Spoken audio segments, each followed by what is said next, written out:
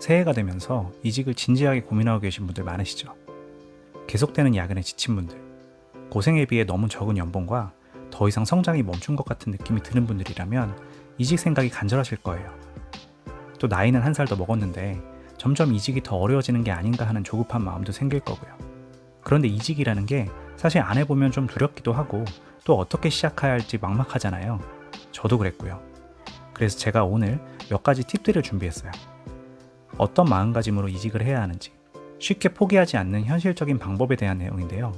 제가 직접 경험하고 검증한 팁들이니까 잘 활용하시면 분명히 도움되실 거예요. 그럼 시작해 볼게요. 첫 번째 팁은 마음가짐입니다. 제가 이직 커리어 상담하면서 많은 분들을 만나봤는데요. 대부분 이런 말씀을 하세요. 한두 번 지원했는데 잘 안 되더라고요. 저는 안 되는 사람인가 봐요. 하지만 여러분, 이직은 회사하고 내가 서로 맞아야 되는 거예요. 내 경력이나 경험이 그 회사에 잘 어필되지 않을 수도 있고 타이밍이 잘 안 맞을 수도 있어요. 특히 기존 회사에서 내 강점이라고 생각했던 부분들이 다른 회사에서는 그리 중요한 게 아닐 수도 있기 때문이에요. 저도 첫 회사에서는 제조업이다 보니 보고자료 작성이나 인건비 절감이 이슈였는데 그 다음 회사는 회사 내부 동향 파악이 더 중요한 임무였어요. 같은 인사 담당자라도 회사가 원하는 역할이 달랐던 거죠. 아무튼 중요한 건 포기하지 않는 거예요. 핏이 맞는 회사가 분명히 나오게 돼 있어요. 딱 하나만 찾으면 되는 겁니다.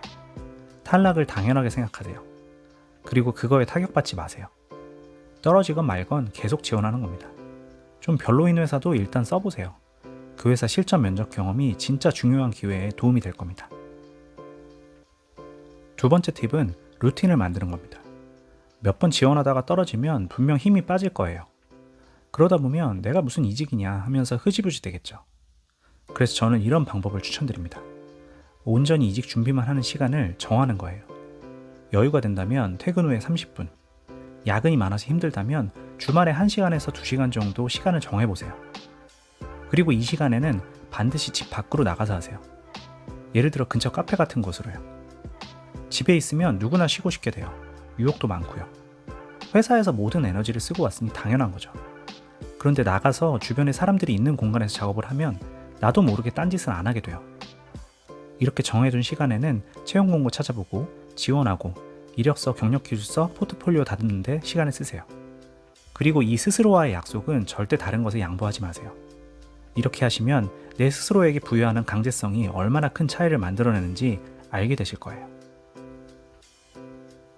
세 번째는 완벽하지 않아도 일단 지원하라는 겁니다. 이런 분들이 굉장히 많아요. 이제 슬슬 준비해 보려고요. 근데 여러분, 준비만 하다 끝난 분들 주변에서 정말 많이 봤거든요. 저도 그랬고요. 완벽한 준비는 없어요. 준비한다고 시간 보내는 사이에 정말 핏이 맞는 채용 공고가 지나가 버릴 수도 있어요. 여러분, 일단 시작하세요. 내 경력과 어느 정도 맞는 채용 공고를 발견했다면 경력기술서나 포트폴리오가 조금 부족해도 지원해보세요. 채용 공고상 명시된 경력보다 좀 적거나 많아도 지원해보세요.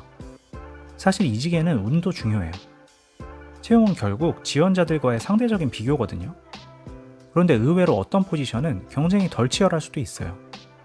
그리고 5년차를 찾는데 마땅한 5년차 후보자가 없으면 3년차가 될 수도 있는 겁니다. 아무튼 이런 기회를 잡으려면 계속 지원하면서 운을 만들어 가야겠죠. 제대로 된 곳만 지원하겠다는 생각으로 준비만 하다 보면 오히려 좋은 기회를 스스로 놓치게 될 수도 있어요.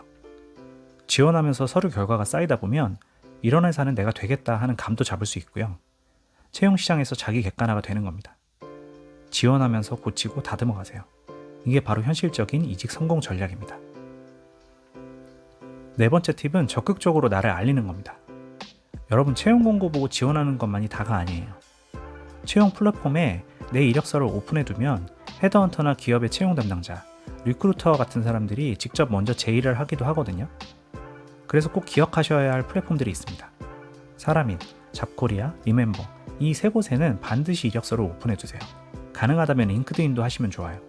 왜냐하면 많은 기업들이 채용 공고를 올리지 않고 헤드헌터를 통해 진행하거나 아니면 직접 인재를 찾는 경우가 있거든요.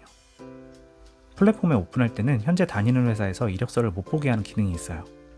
이직 준비 중이라는 게 소문나면 좀 그렇잖아요. 꼭 이 설정을 확인하고 체크해두세요. 그리고 한 가지 주의하실 점은 헤드헌터 중에는 핏이 잘 안 맞아도 무작정 제안하는 분들이 있어요. 이런 경우에는 시간 낭비하지 마시고 매력적이지 않은 제안은 과감히 거절하세요. 여러분의 시간과 에너지는 소중하거든요. 물론 이렇게 안 해도 한두 번 만에 되는 사람도 있어요. 그런데 대부분은 그렇지 않습니다.